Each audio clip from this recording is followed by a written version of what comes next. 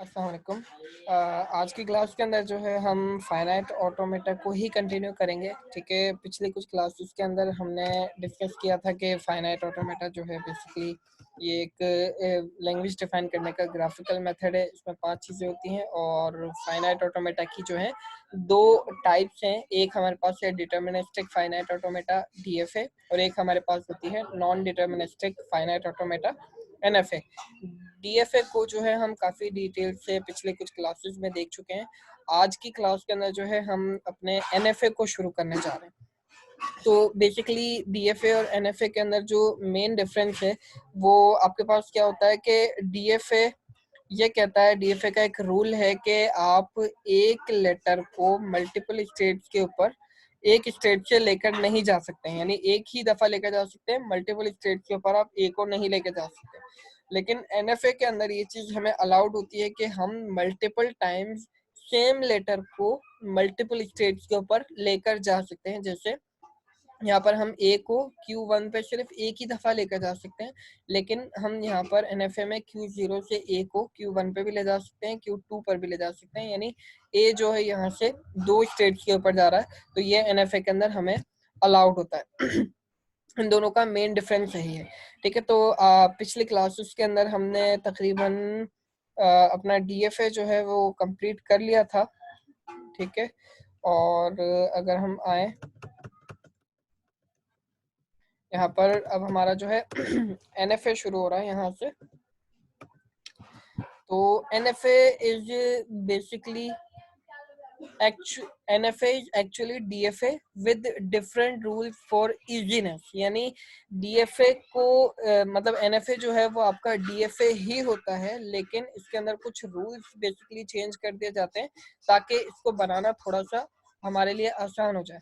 It is a kind of graphical method that consists of following 5 parts। जो 5 parts हमारे पास DFA के अंदर थे, यहाँ पर भी सेम वही 5 पार्ट्स हमारे पास अवेलेबल होते हैं। इसमें भी कुछ नंबर ऑफ स्टेट्स होती हैं, इनिशियल स्टेट, फाइनल स्टेट।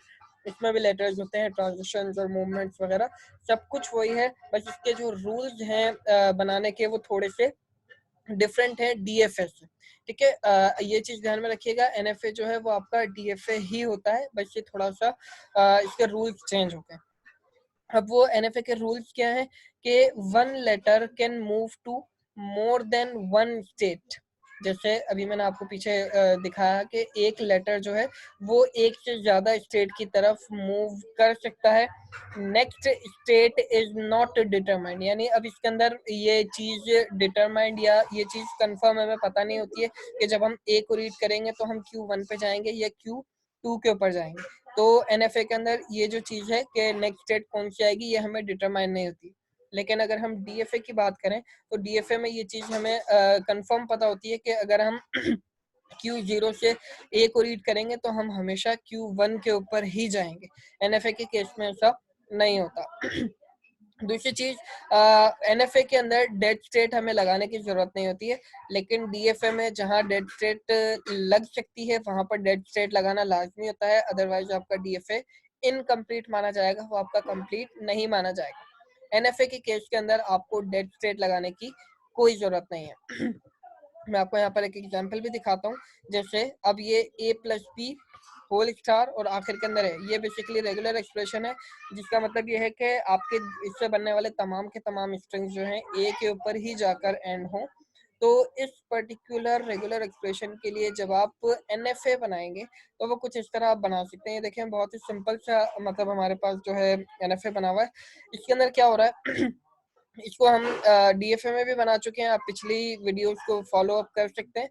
लेकिन यहाँ पर आप देख सकते हैं कि जब हमने Q0 से A को रीड किया तो हम Q0 के ऊपर आए हैं, और Q0 से जब हमने A रीड किया है तो हम Q1 पर भी जा रहे हैं। अब यहाँ पर ये चीज हमें कंफर्म नहीं पता कि जब हम A को रीड करेंगे तो हम Q0 के ऊपर आएंगे या हम Q1 के ऊपर जाएंगे। तो ये चीज DFA अलाउड नहीं करता, लेकिन NFA आपको ये चीज अलाउ करता है कि आप एक ही लेटर मल्टीपल स्टेट की तरफ लेकर जा सकते हैं।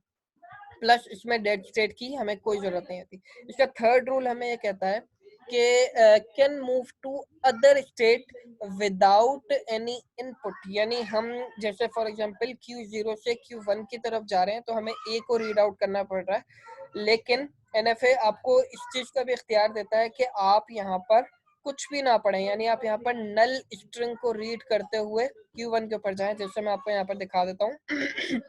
जैसे आपने Q0 से यहाँ से ये एप्सिलॉन को रीड किया, यानी नल स्ट्रिंग को आपने यहाँ पर रीड किया, तो आप Q1 के ऊपर चले गए। यानी जब आप Q0 से Q1 के ऊपर जाएंगे तो आपको कोई भी इनपुट लेटर यहाँ पर नहीं रिसीव होगा। तो ये जो नल स्ट्रिंग है ये DFA में आपको अलाउड नहीं होता, लेकिन NFA के अंदर आप नल ट्रांजिशन भी एक स्टेट से दूसरे स्टेट की तरफ लेकर जा सकते हैं। बेसिकली तो ये 3 रूल्स आपके पास NFA के हैं जो आपने ध्यान में रखना है कि एक लेटर मल्टीपल स्टेट्स की तरफ जा सकता है। डेड स्टेट NFA के अंदर आपके पास रिक्वायर नहीं होती, और ये जो NFA है आपको, ये आपको विदाउट एनी इनपुट, यानी विदाउट एनी इनपुट आपको एक स्टेट से दूसरी स्टेट पर जाने की इजाजत भी दे रहा होता है। तो होपफुली ये चीज आपको समझ में आ गई होगी। अब NFA की एक दो एग्जांपल्स हम देख लेते हैं ताकि आपको कॉन्सेप्ट और ज्यादा क्लियर हो जाए। एक चीज मैं दोबारा आपको रिमाइंड करवा दूं कि NFA बेसिकली आपका DFA ही होता है, बस इसके कुछ रूल्स डिफरेंट है इजीनेस के लिए, ताकि ये बनाने में हमारे लिए आसानी हो जाए। अब देखें यहाँ पर आपको एक FA बनाना है। बेसिकली ये NFA आप बनाएंगे, that accepts all words ending with 00 defined over, आपको अल्फाबेट दिया गया है 0,1। आपको NFA बनाना है जो एंड हो रहा है 00 के ऊपर, और यानी इसके जितने भी स्ट्रिंग्स होंगे वो सबके सब 00 के ऊपर एंड होंगे, और इसका जो अल्फाबेट आपको दिया गया है वो 0,1 दिया गया है। ठीक है, तो अब इसके लिए जब रेगुलर एक्सप्रेशन आप लिखेंगे तो आपका क्या हुआ, 0+1 का कोई भी यहाँ पर मतलब कॉम्बिनेशन आ जाए वो एक्सेप्ट किया जाएगा, और आखिर के अंदर हर स्ट्रिंग में 00 लाजमी आना चाहिए। अब अगर इस तरीके की भी हमने कुछ एग्जांपल्स DFA में की थी, आप देख सकते हैं जाकर। इसके लिए जब हम NFA बनाएंगे तो ये बनाना देखें आपके लिए कितना आसान है। आपने यहाँ से 0,1 का कोई भी कॉम्बिनेशन यहाँ पर Q0 पर ही पास किया, तो यहाँ से 0 और यहाँ से 0, और आप फाइनल स्टेट की तरफ आ गए, तो ये आपका जो है एक्सेप्ट हो जाएगा। तो बहुत ही सिंपल है। अब यहाँ पर आप देख सकते हैं कि Q0 से 0 आपका रीड हो रहा है Q0 के ऊपर ही, Q0 से आपका 0 जो है Q1 के ऊपर भी जा रहा है। तो यहाँ पर अब ये NFA की वजह से ये हमारे पास अलाउड है, लेकिन हम ये काम अपना DFA के केस के अंदर नहीं कर सकते हैं। तो होपफुली आपको बहुत आसानी से समझ में आ गया होगा, क्योंकि DFA को अगर आपने अच्छे से समझ लिया तो NFA कुछ भी नहीं है उसके सामने, बल्कि NFA तो आंख बंद करके भी आप बना सकते हैं। बहुत ही आराम से NFA के जो मतलब डायग्राम से बड़े आराम से बन जाते हैं। सेकंड चीज, अच्छा, इसमें इनिशियल स्टेट और फाइनल स्टेट Q0 और Q2 है। सेकंड, यहाँ पर अगर आप देखें तो आपने एक फाइनाइट ऑटोमेटा बनाना है that accept all words accepting substring, अच्छा यहाँ गलत हो गया है, वर्ड्स हैविंग आएगा।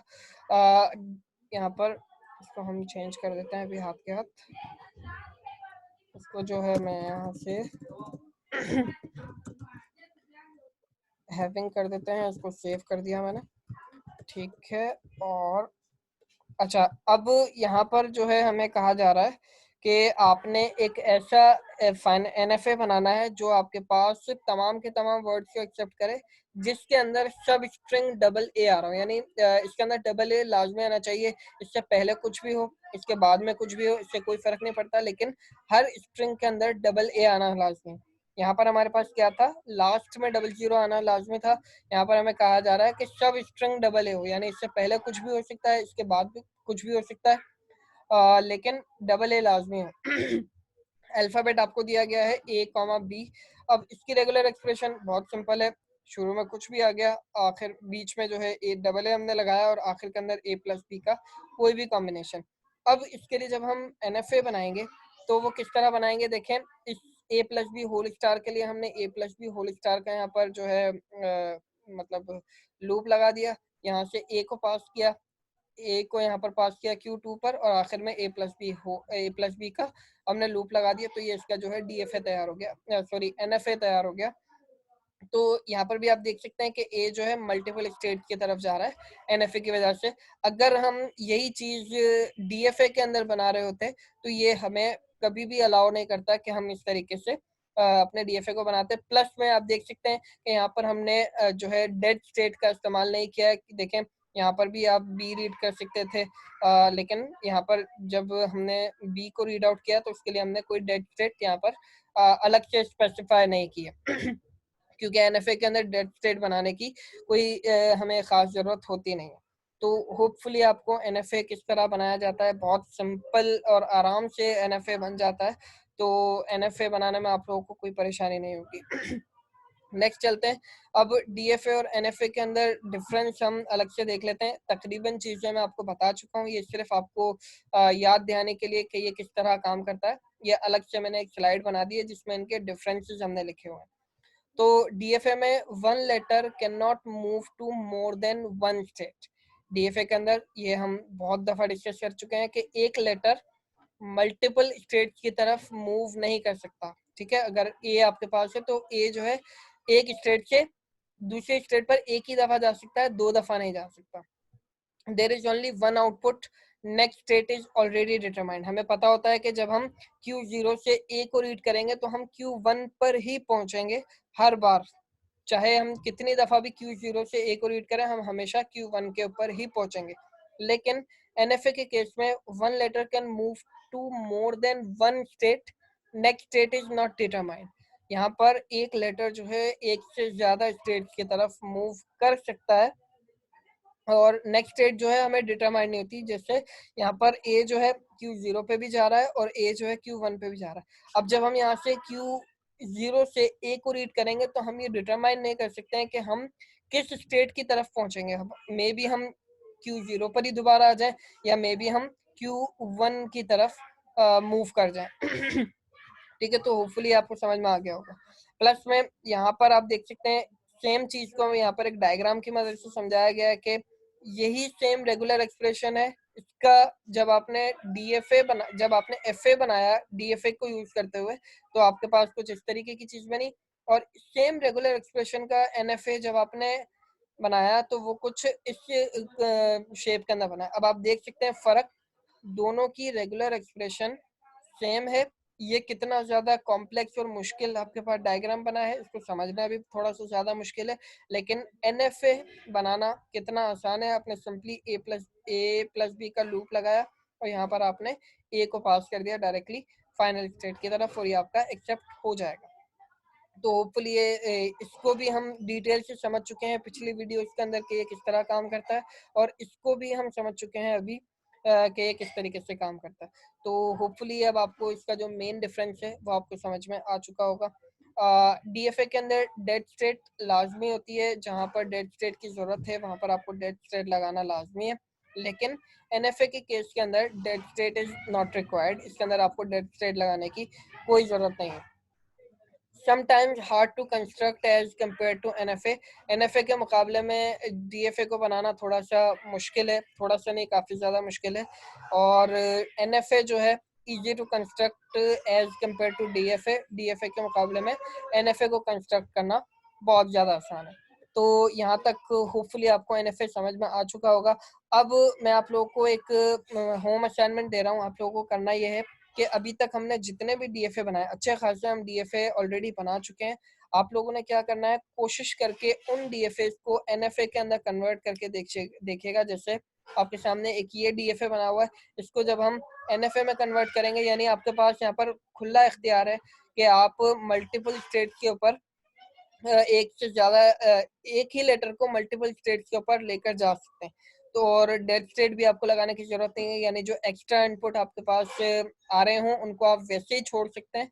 तो आप लोगों ने करना यह है कि अपनी प्रैक्टिस के लिए तमाम के तमाम डीएफएस को जितने भी अभी तक हमने बनाए हैं उन सबको आपने एनएफए के अंदर खुद से कन्वर्ट करना है अपने पास, ताकि आप लोगों की अच्छी प्रैक्टिस हो जाए। इससे आपको डीएफए भी समझ में आ जाएंगे और इससे आपको एनएफए भी समझ में आ जाएंगे। मैं एक चीज पर बता देता हूँ, अगर आपको डीएफए अच्छी तरीके से समझ में आ चुके हैं तो एनएफए को समझना बिल्कुल भी मुश्किल नहीं है। एनएफए बनाना, एनएफए को समझना बहुत ही ज्यादा आसान है अगर आपको डीएफए सही से समझ में आ चुका है। तो होपफुली ये क्लास आपको समझ में आ चुकी होगी। अगर कोई भी क्वेश्चन हो, कोई भी डाउट हो डीएफए और एनएफए से रिलेटेड, तो उसको काइंडली नोट डाउन करके रख लीजिएगा। नेक्स्ट क्लास के अंदर इंशाल्लाह जब भी हमारी ऑनलाइन क्लास होगी तो इसके अंदर हम उसको डिस्कस करेंगे। अल्लाह हाफ़िज़।